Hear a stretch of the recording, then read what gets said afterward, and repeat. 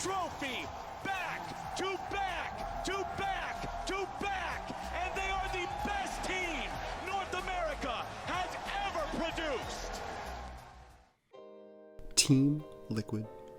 A team that has shown domestic dominance by winning an unprecedented 4 LCS splits in a row, and are currently the favorites to win another in the upcoming 2020 spring season. North American fans have had high hopes for this team. If any North American team was going to lead the desperate region to success, it was this one.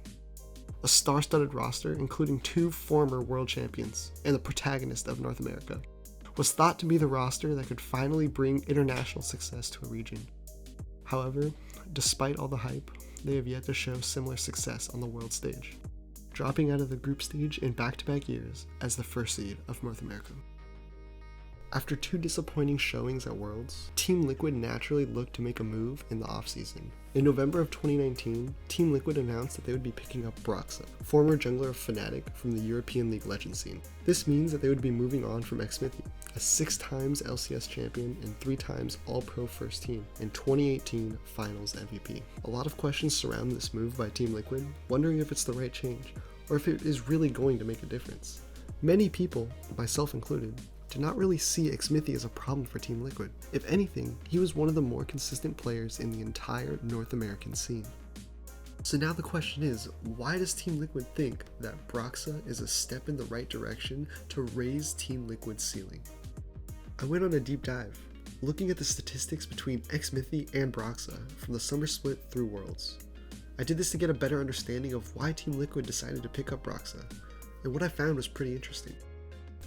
When comparing the summer splits between xMithy and Broxah, what really stood out to me was Broxah's first blood percentage as a jungler. In more than half of the games, Broxah was striking first to get his team the advantage compared to a third of games for xMithy.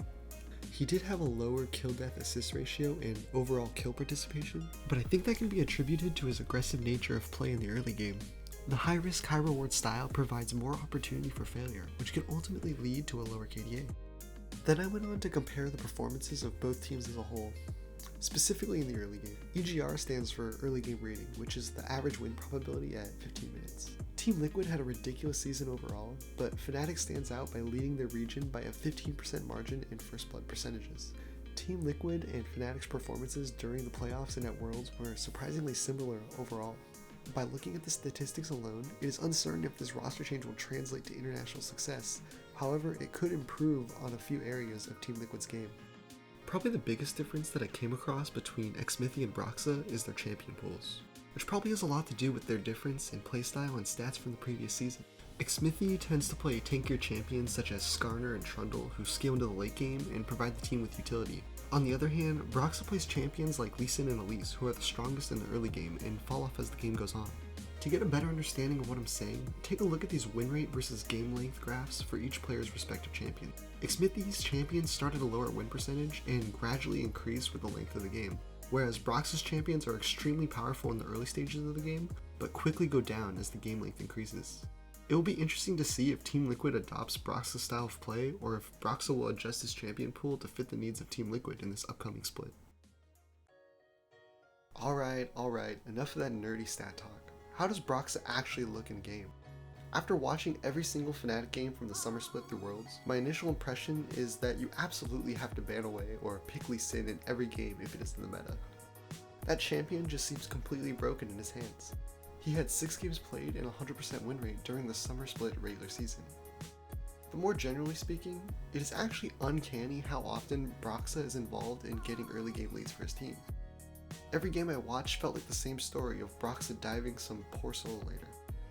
However, what I really liked about Broxah's gameplay is how he was able to take advantage of summoner spell timers and unconventional pathing in the early game. Take this game for example. In an early top lane gank, Broxah and his top laner do a great job of laying their crowd control, and Kennen tries to flash away to his teammate, but it's too late and effectively wastes his flash. Flash has a 5-minute cooldown without any reduction. And sure enough, Broxah takes advantage of this window of opportunity 4 minutes and 40 seconds later by killing Kennen because he doesn't have flash to get away. This here is the same story, different day. Right here, Broxah is standing just out of vision from his Aatrox and his top laner is baiting a fight. As soon as the enemy commits to a fight, he jumps in to turn the tide, burning his flash in the process. He then goes on to secure the kill on Aatrox, who has to teleport back to lane on respawn.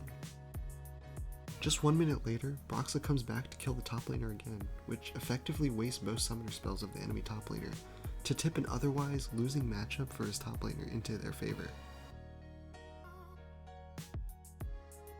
This is an interesting series where Broxah goes for a level 2 gank after taking his red in the bot lane.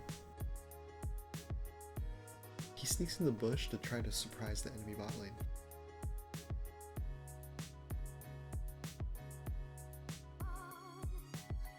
The gank doesn't end up working out, but he immediately goes to contest the enemy at their blue buff. This is a pretty crazy play, but he ends up winning the smite fight just in time for his team to come back him up.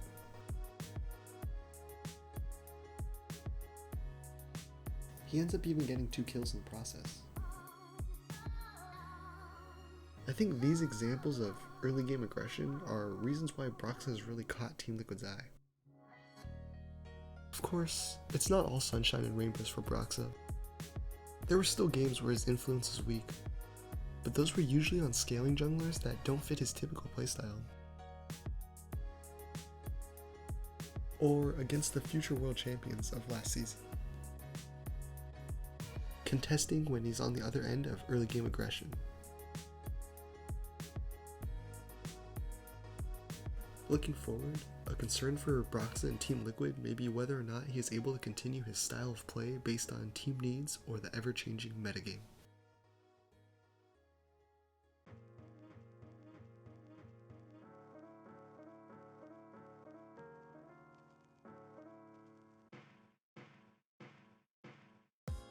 Team Liquid has one of the safest rosters, but maybe that's why they need a change.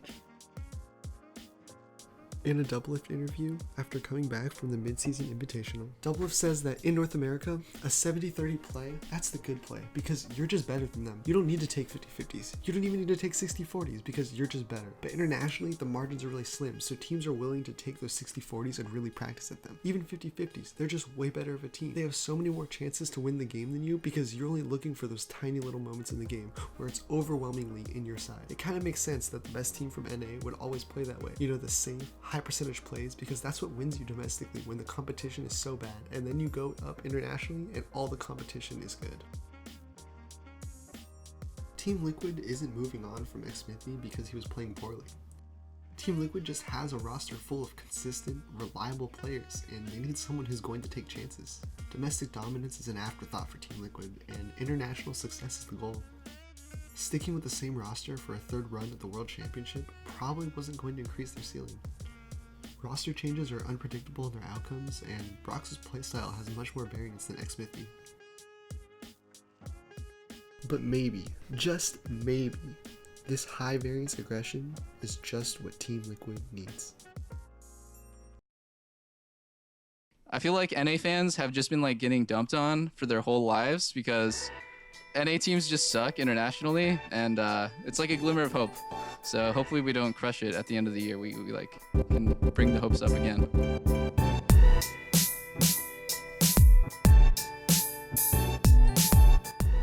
Hey everyone, thanks for watching the first episode of Brenty Breakdowns.